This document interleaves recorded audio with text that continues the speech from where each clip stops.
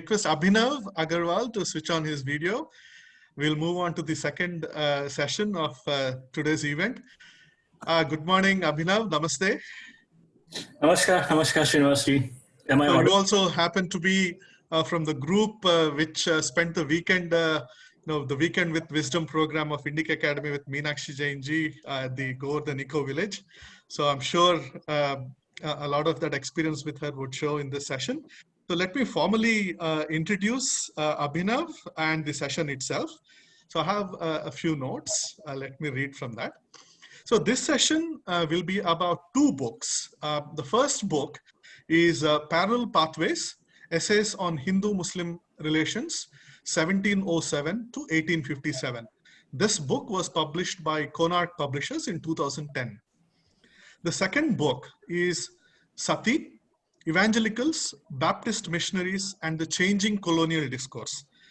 This book was published by Aryan Books International in 2016. So these are the two books that Abhinav Agarwal ji would talk to Meenakshi ji about. Now, a short introduction about Abhinav ji himself. He's a software professional based in Bangalore. He is the curator of Indic Book Club for the past, I don't know, 5-6 years, Abhinav. 5 years and counting. Yeah, in fact, it was probably the Indic Book Club which started first, and then slowly Indic Academy came up from the mailing list, which was initially set up for Indic Book Club, if I remember right.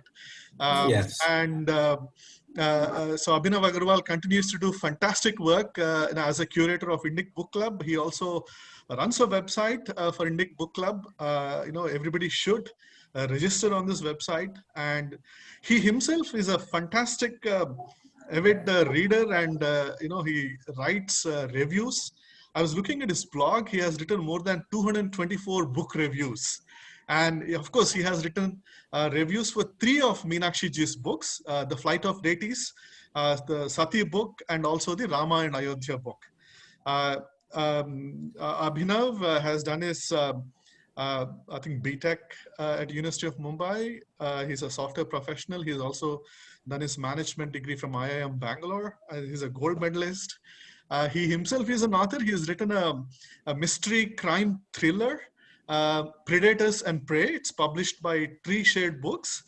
It's got rave reviews, from other authors like Ashwin Shangi, Anand Ranganathan, Hindol, Harini and Gautam Chikkarmane, Harini Kalamur and Gautam Chikkarmane, and they all say it's a book you can't let go until you finish it. I encourage all the participants today to explore Abhinav Agarwal's work. He has written a lot of articles for India Facts and Indic Today. His favorite subject is Mahabharata, and I think his 2 daughters have also written on this subject.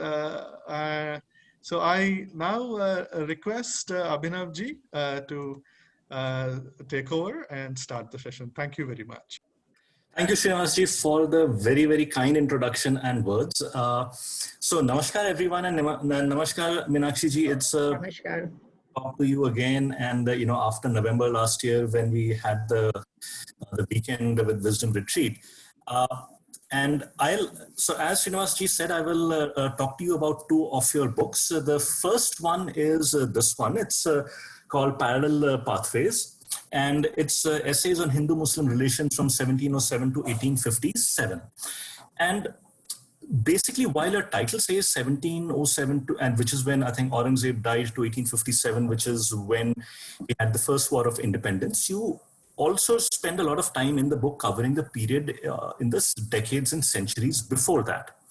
But let us begin with 1857.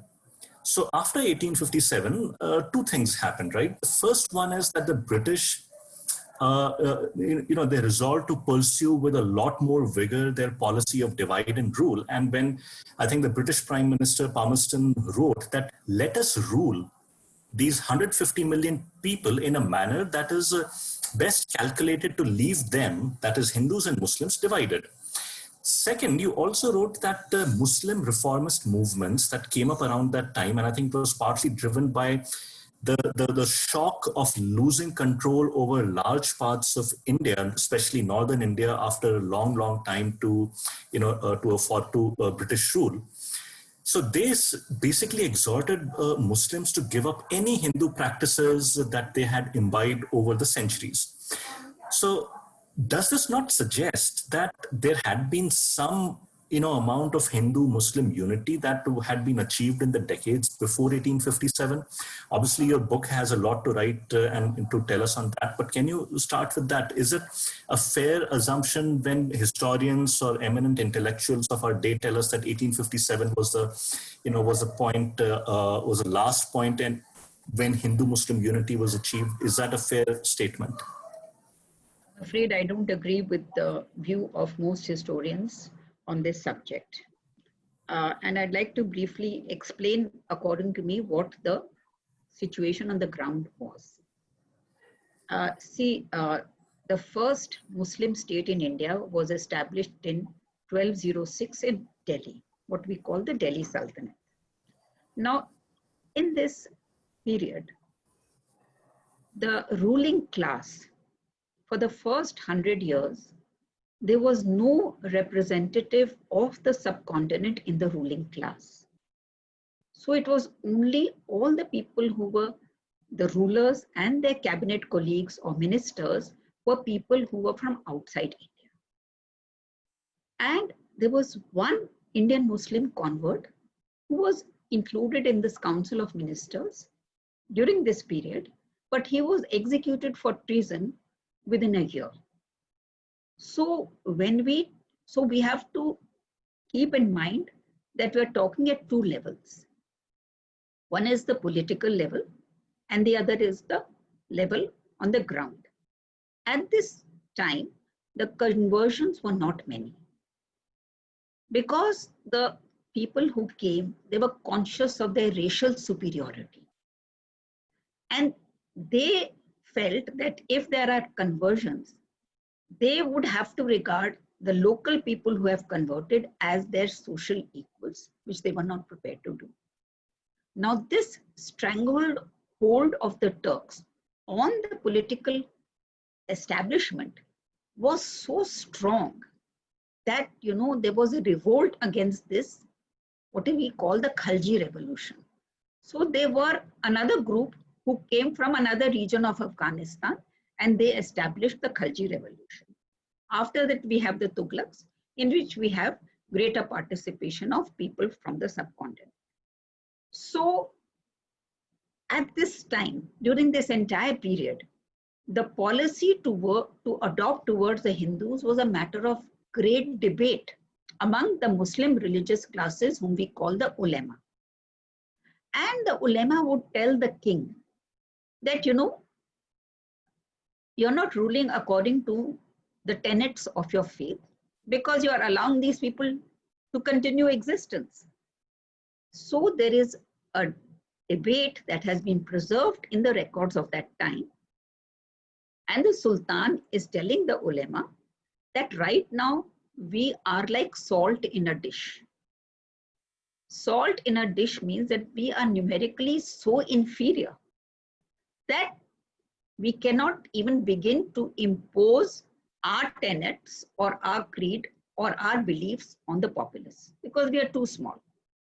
And Jalaluddin Khalji, and says before Alauddin Khalji, he was the ruler, and there's a statement of his that, how do you think I feel when the Hindus pass below my balcony and proceed towards Jamnaji singing their songs, etc.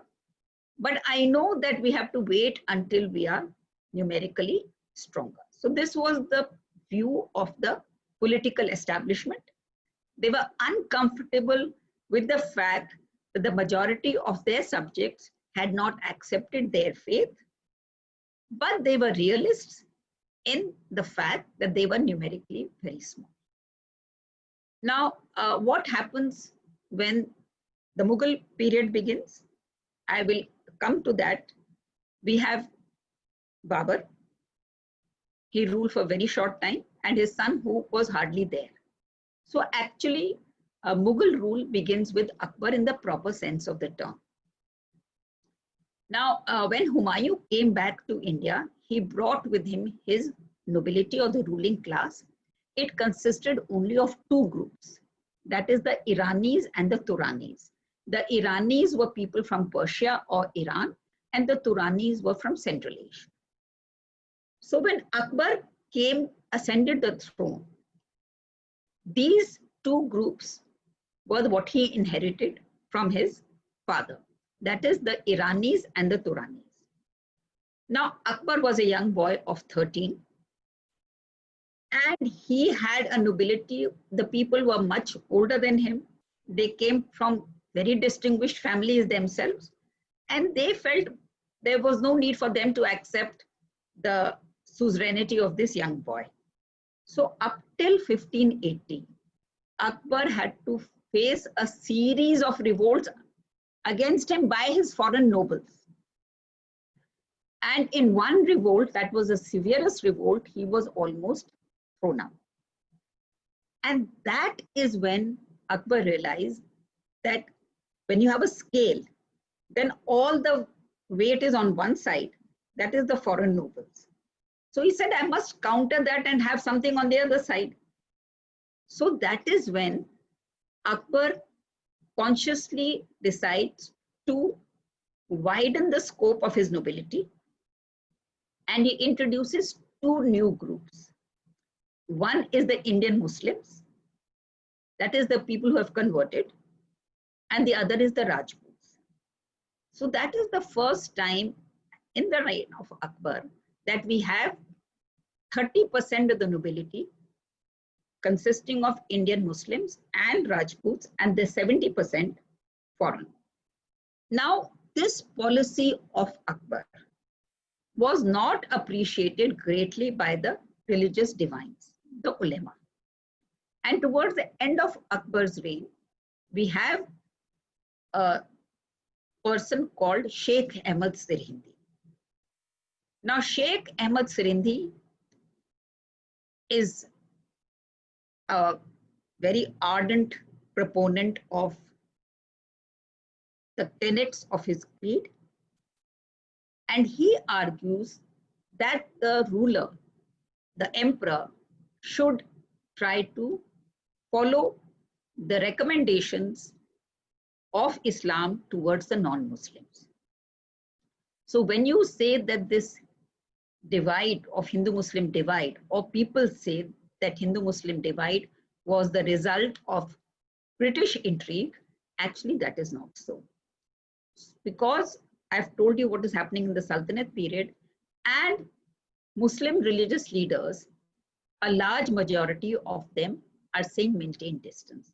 So the story, which can be traced in the Sultanate period, but from the time of Sheikh Ahmad Sirhindi, it can be traced right till independence. Who are these people? We can identify them. What do they teach? Because all that is available to us. And that tells us that a significant section of the Muslim religious leadership did not advocate amity between the communities.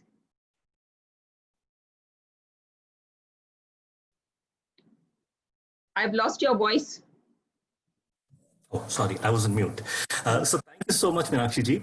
I will come back to a question on Akbar's reign and one of the changes that he instituted that had huge and effects that last till this day. But I want to stay with the 19th century, for now before we go back in time. So you write that when nationalism started to emerge in India, right, in the 1800s and so on, the Indian intellectuals at that time, such as poets such as Bankim Chandra Chatterjee, who wrote Anand Math, he wrote about the necessity for peace, for nationalism to emerge on the one hand. And on the other hand, he also talked for the need for English rule to continue. So that is the Indian intellectuals were advocating by and large on the one hand. Then if you look at the Muslim intellectuals at that time, like Sayyid, for instance, or Iqbal, the poet as another example, their writings were somewhat substantially different in what they were advocating. So can you tell us a little bit about the the thinking attitudes of Muslim intellectuals in the 19th century on the issues of nationalism? First, I will tell you what was the Hindu position. Now, in Bengal, that is where the whole movement actually started. Well before Bankim, there were a series of activists, scholars, philosophers, concerned Hindus who began the debate on what should the nature of Indian nationalism be, and actually what should be done to revive and regenerate Hindu society. And in fact, the first one was Ram Narayan Basu or Raj Narayan Basu, and he wrote a book on the objectives for a concerned Hindu. And he also started the Hindu Mela. It was like Swadeshi. So his argument was that we have to empower our community, and empower means every section. So he emphasized the need for local crafts, local artisans, local sports, local literature. So the Hindu Mela catered to all facets of the cultural heritage. So after him, there were a series of people who focused on the need to revive a culture that had fallen weak due to the passage of time and so many circumstances. Now, Bankim we know because he wrote so much and he tackled this issue head on. Bankim said that for nationalism to thrive and prosper, we need peace. Because we have had so much turbulence, that for our culture and civilization to regain strength, we have to have peace, and that peace can, in the present circumstances, only be ensured by the British. So that was his argument. But none of these people articulated a nationalism or a national sentiment that excluded anyone. And there is Bankim's book, Sitaram. I think that's the title, in which a yogi tells this person who's the hero of this book that, son, I hear you have come to found a Hindu kingdom. But I want to tell you that if you want your kingdom to be strong, you must include all sections of society in it. So what people say that Bankim was anti-Muslim, it is that he was portraying the experience, the historical experience. But he was conscious that Indian nationalism has to accommodate everyone.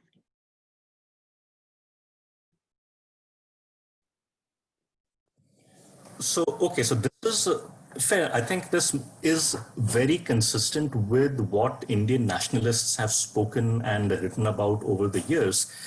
What about the other side? What about, Iqbal or Sir Syed? They were, from what one reads from your book, their writings were somewhat different. We know about Sir Syed's lecture, I think in 1886 or thereabouts, where he advocated what is now known as the two-nation theory for the first time. But he was not an isolated person in that sense. It was fairly representative of the thinking at that time. Can you tell us a little bit about that? As I said, that the dominant section of the Muslim religious class had advocated separatism between Hindus and Muslims. And I've talked about Sheikh Ahmad Sirindi. Then after that, the next important person that I would like to mention is Shah Wali Ullah. Shah Wali Ullah, in fact, he was in the early 18th century. This was a time when the Marathas, the Sikhs, and the Jats were emerging dominant powers in the subcontinent. And Shah Wali Ullah was so disturbed by the rise of these powers that he invited the Afghan ruler Ahmad Shah Abdali to come to India. He said, if you don't come, then you will not imagine what will be the plight of your brethren. So Ahmad Shah Abdali was invited by Shah Waliullah to come. We know that Ahmad Shah Abdali routed the Marathas in the Battle of Panipat in 1761, when entire generation of Marathas was wiped out on the battlefield of Panipat. And this was, but the remarkable thing about the Maratha leadership was, that the top people, the Peshwa's son was also killed in this battle. So many people died. But within a few decades, the Marathas had sprung back and a new generation had come forth. But leave that aside. So we have Sheikh Ahmad Sirhindi. Then we have Shah Abdul Aziz. Shah Abdul Aziz issues a fatwa in 1803, I think, when the British have entered Delhi. So now, is India a land of peace or a land of war? And his fatwa instigates or encourages a section of Muslims to migrate from India. And they migrate to Afghanistan. All right. So this Sayyid Ahmad Barelvi, he is one of the Sayyid Ahmad, he is not to be confused with Sayyid Ahmad Khan. This is earlier. Sayyid Ahmad Shahid he is. So he migrates with his people to Afghanistan, and he is supported. He gets support from a huge number of people from Patna. So from Patna, at the other end, they are sending supplies to him in Afghanistan. Now, when he has migrated from India, one would think that his objective would be to take on the British, because the British were the power in Delhi. But no, his fight was against the Sikhs, against Ranjit Singh's army. And finally, in the battle with the Sikh troops, he is defeated and killed. So we have this Sayyid Ahmad Shahid. And after that, in Eastern India, we have a whole number of religious leaders like the Patna Caliphs, Dadu Mian, and so many others. And they travel all over the Eastern region and tell the Muslims that please become good Muslims. Good Muslims means that if there are any customs that you share with other people in your area, please do not follow those customs, give up those customs. So well before the British came, there was a significant section of the Muslim religious leadership which was advocating the giving up of all customs that you may share with your Hindu brethren living in the same area. So when you talk about common culture means that there are certain practices that are acceptable or observed by all. But there was hardly any movement in Indian Islam that I'm aware of which was saying nurture those common traits. The emphasis always was abandon those traits that you may have in common.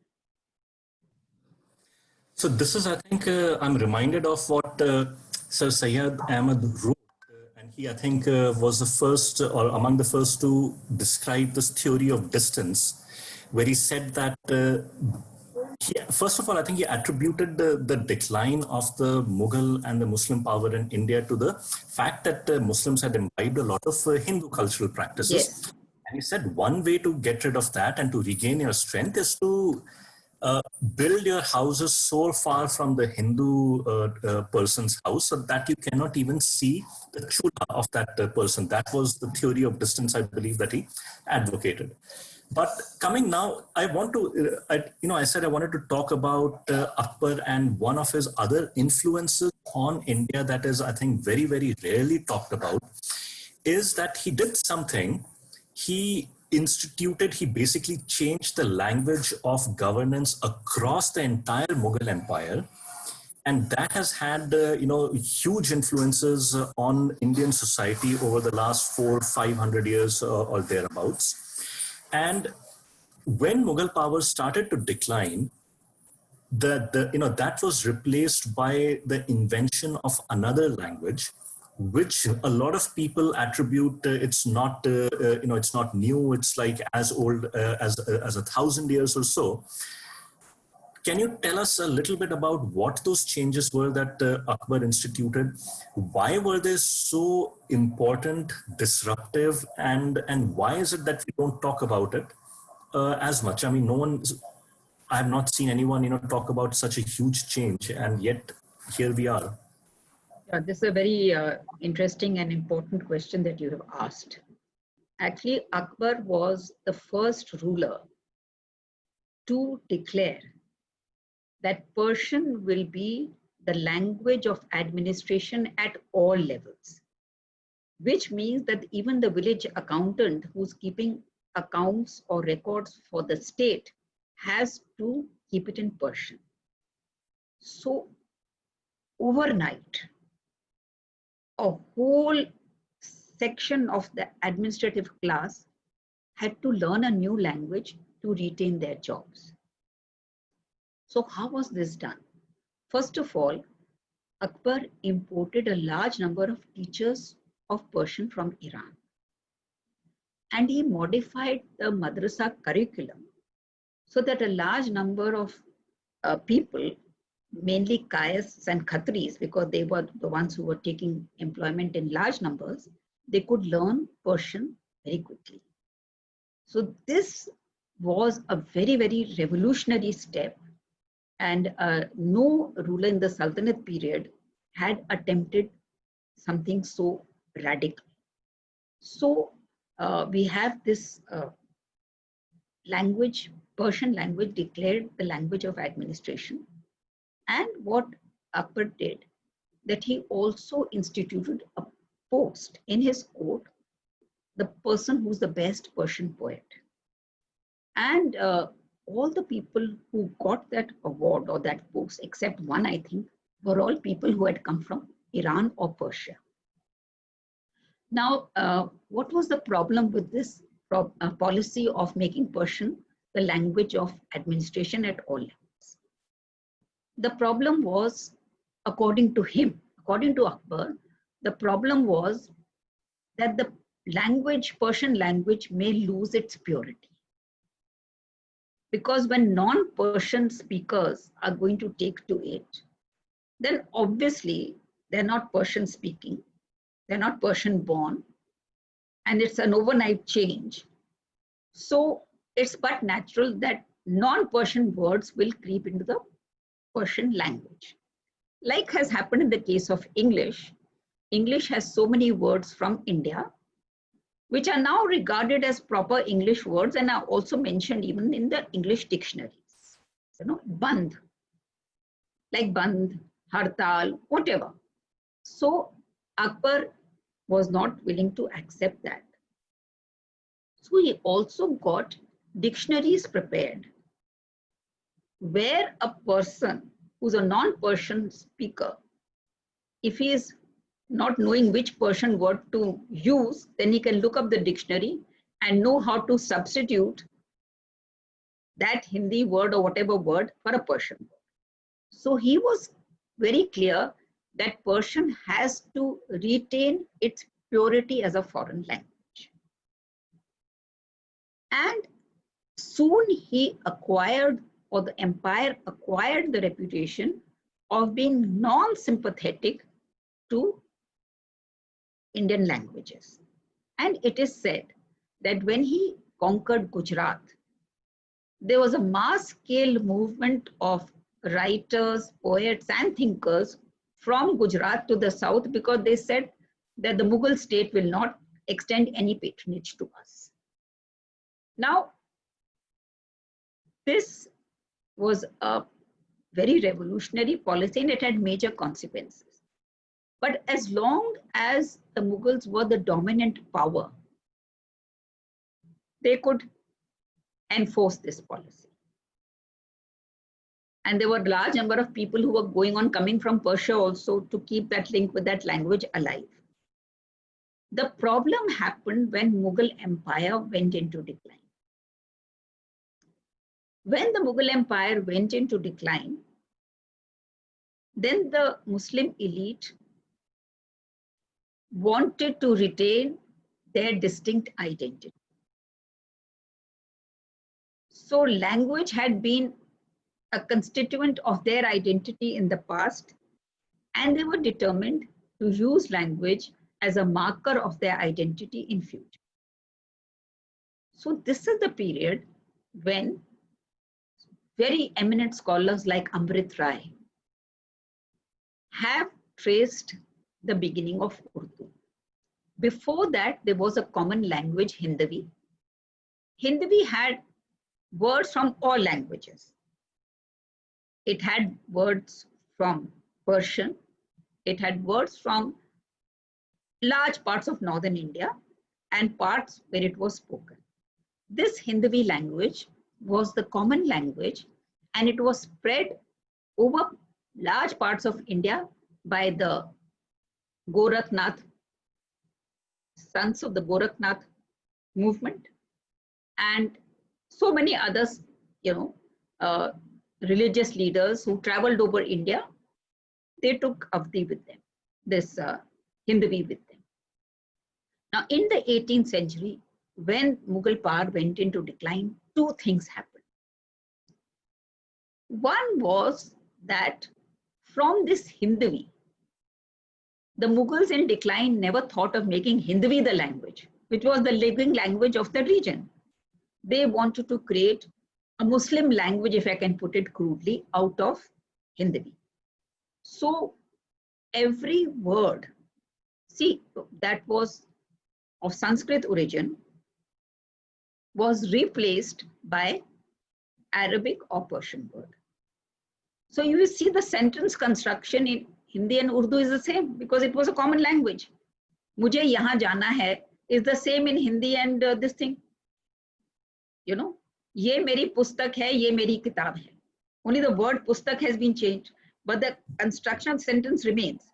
So this movement of purification, creation of a new language by throwing out Sanskrit words happens in the 18th century, and by the same group, that is the Naqshbandi Sufis, who also start the movement for social and cultural distance between the two communities. So it is the same group which is working for language division, and it is the same group that is working for cultural and social. Fascinating. So I will wrap up this book discussion. So this is the book Parallel Pathways, and published by Konark Publishers.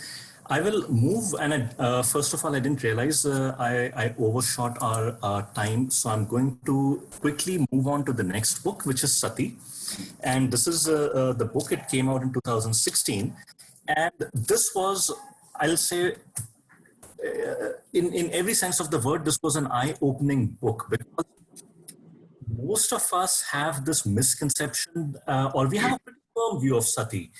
If you talk to anyone, they will say, oh, it was regressive, it was patriarchal, it was, and the English, most importantly, all we have been taught is that in 1829, the English did us a big, huge favor by banning the practice of Sati, thereby setting the stage for the quote-unquote modernization of Hinduism. Now, my question, and Shefali covered this in her first talk with you to some extent, and you talked about it, that most foreign accounts of India, of Hinduism, were by and large positive till about the 18th century, when the need for the evangelicals to come to India to proselyte necessitated the negative portrayal of India, followed then by the justification of colonialism. So India had to be portrayed in a negative light. But I'll ask one question, which is, what was the prevalence of Sati? How extensive was it? What was the element of coerciveness in it, if any? So what do the historical accounts and records tell us about it?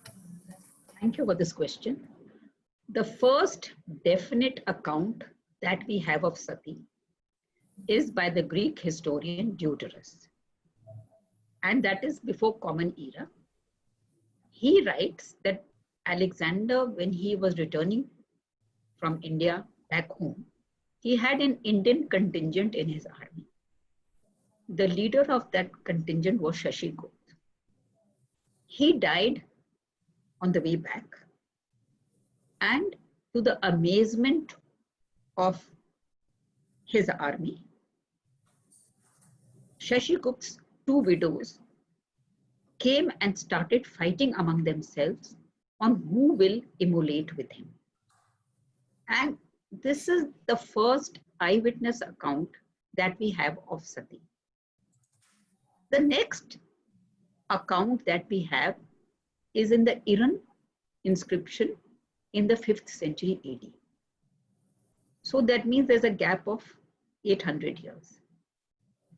I'm not saying that no sati may have been committed during that period, but obviously it was not a common phenomenon, because we're not talking about hearsay, we're talking about actual evidence that we have.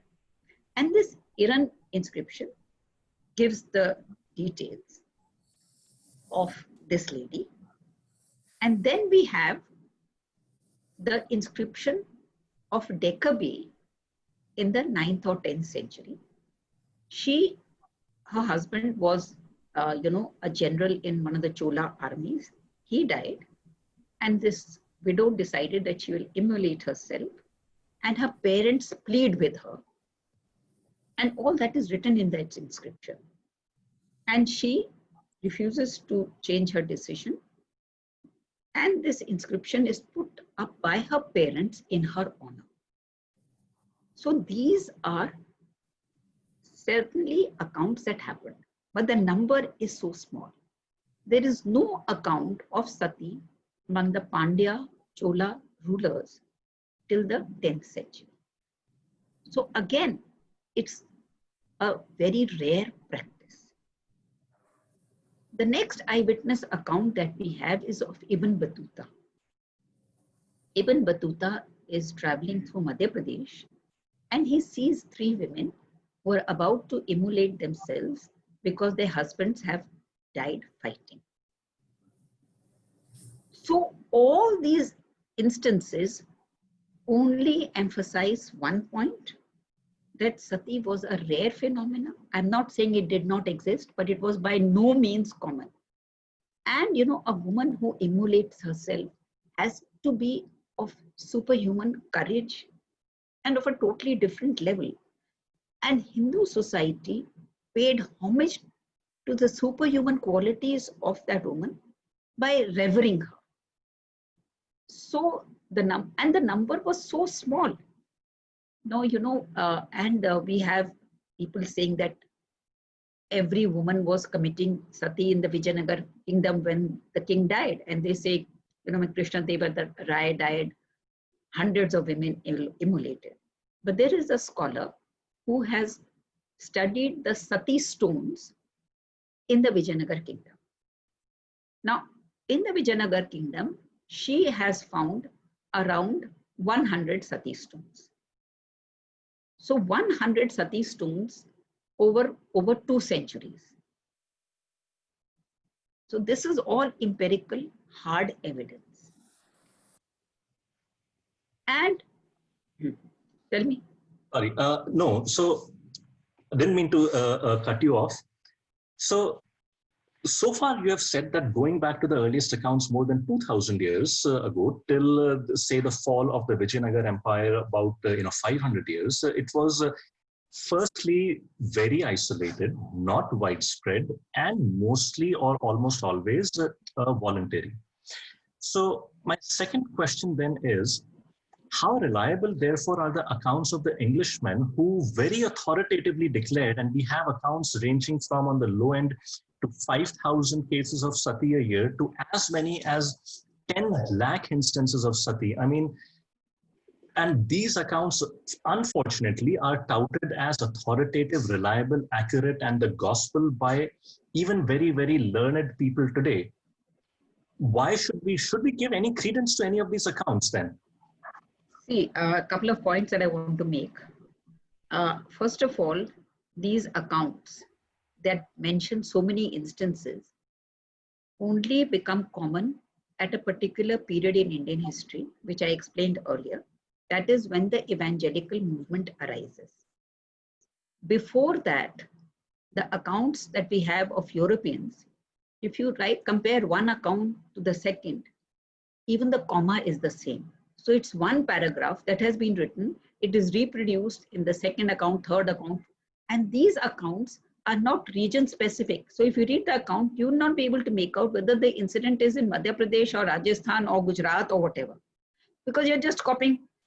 And that is what I realized when I started collecting these Sati accounts, because the earlier accounts are so specific, that this happened in this region, this was the girl, this is what happened to her husband, family came, and etc. etc. And to continue with those accounts, I want to mention 2-3 accounts just to continue with that first, then I'll come to your question. That we have an account that happens near Calcutta, and it is a person who was working in the company, East India Company, and he dies, and he's from a very eminent family, and his widow decides to immolate herself. She was a very young girl. So the Englishmen are appalled, and the head of that company in Qasim Bazaar, he is called, and he and his wife are called, and they say, we remember him, and you're like a child to us, and please don't do it. So this entire description of how they try to dissuade that girl is recorded in an English account, and she's not able to do it. The second account is by William Sleeman. William Sleeman was a very, very important company official, and he's written an account which is really so moving. It is called Sati on the bank of the Narmada. So he was the official over there, and there was this old woman who had come to immolate herself, and he was an eyewitness, and he says the entire family had come, and he said, you cannot imagine the power of the grandmother in an Indian household. She is the queen, and her word is law. No daughter-in-law will dare to do anything without her permission, and she is so loved by everybody, and the entire family has come, and they're saying, don't do it, don't do it, don't do it. And he says he also tried, but she says, I'm already dead. My soul has already gone. So, these are eyewitness accounts. And the third is by a governor of Bengal, Fred Halliday. He has also written a very moving account of, how he said, you cannot immolate without my permission. I'm the person who's ruling over here. And he tries to dissuade that girl, and she is not willing to listen to him, and finally he has to reluctantly give his consent. So these are some instances which, people who are looking at everything in terms of patriarchy, they will ignore. Now, I told you why the instances have become so common. That is because of the rise of the evangelical movement. But that is not to say that there were no instances of forced sati.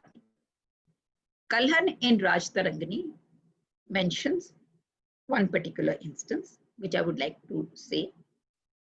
He says there were 2 queens. When the king died, then they said, we will immolate with him. And he says, in one case, in both the cases, they bribed their ministers that you come to the cremation ground and dissuade us. And then, so Queen Vidya, she saved herself by this stratagem, which is recorded by Kalhan. And in the second case, the minister deliberately delayed his arrival, so there was no option. But what I'm saying is that these so-called cases where people feel that they have to, they're very rare. Shivaji, the great Shivaji, when his father died, his mother said that I will immolate. He said, you will not. And she did not immolate. And one of his wives only immolated with him, one in the case of his son. So the number is actually very, very little. And why the number increases in the 18th, 19th century, as I explained to you earlier, it is the evangelical desire to present a catalogue of horror to the British Parliament and the British public. No other practice in India received as much attention as sati in British writings, colonial writings. But because, you know, it was intended to create shock and awe. They wanted to collect funds for their activities in India. So they appealed to British women that this is the way your sisters are being treated in India. Please contribute to save them. So this is a very well calculated kind of movement. Unfortunately, even today, if you ask any child, what do you remember about Bentinck? They'll say social and religious reform movements, abolition of sati. But the Indian contribution to the abolition of sati, they have not mentioned. Did Shivaji practice or advocate sati? So, Meenakshi ji, thank you so much. We are running short of time. I'll just say a few things about this book, Sati. This came out in 2016, published by Aryan Books. First, the overwhelming sense that I got was that the practice of sati was limited. It was where the numbers exist, and we know is mostly in, say, Rajasthan, for example, where there is historical context for it. Yet, when the British started documenting instances of sati, they could find almost no cases outside of Bengal, and which had no historical, legacy of sati there. But you're also right, that was because the British were ruling in Bengal. That's where they were. So it was a classic case of searching where the light is rather than where, the missing object was. Secondly, this was a classic case, the build-up of literature around sati, a classic case of atrocity literature. And the template was so successful, it continues to be practiced to this day, 200 years later. Unfortunately, it is, I think, more a reflection on our lack of intellectual curiosity that we still do not know all the facts. And a book such as yours does a tremendous service to open the eyes of those who are at least willing to read and understand. And finally, I'll say that there is the role played willingly or otherwise by Indian reformers of that age. And I will not get into that because we don't have the time. It's a fairly controversial topic, so I will leave it for perhaps some other discussion. But I want to again thank you, Meenakshi ji, for your time. Thank you so much. Pleasure. Always Thank as you, talking to you. Thank you so much.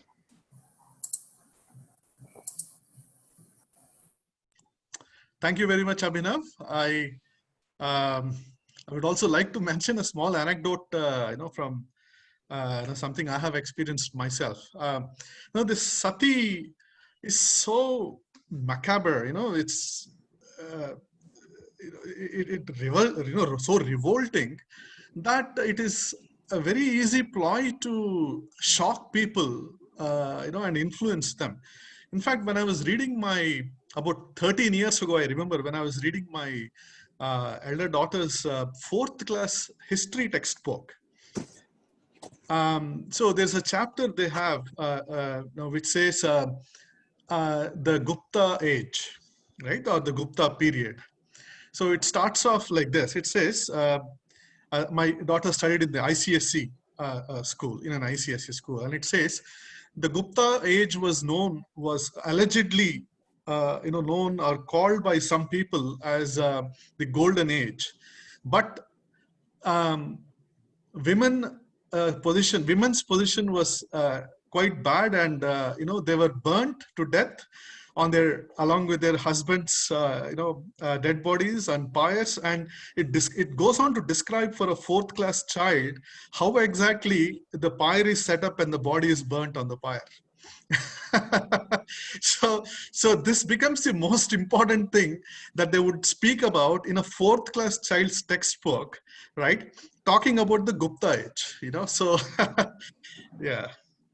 You're on mute, Abhinav.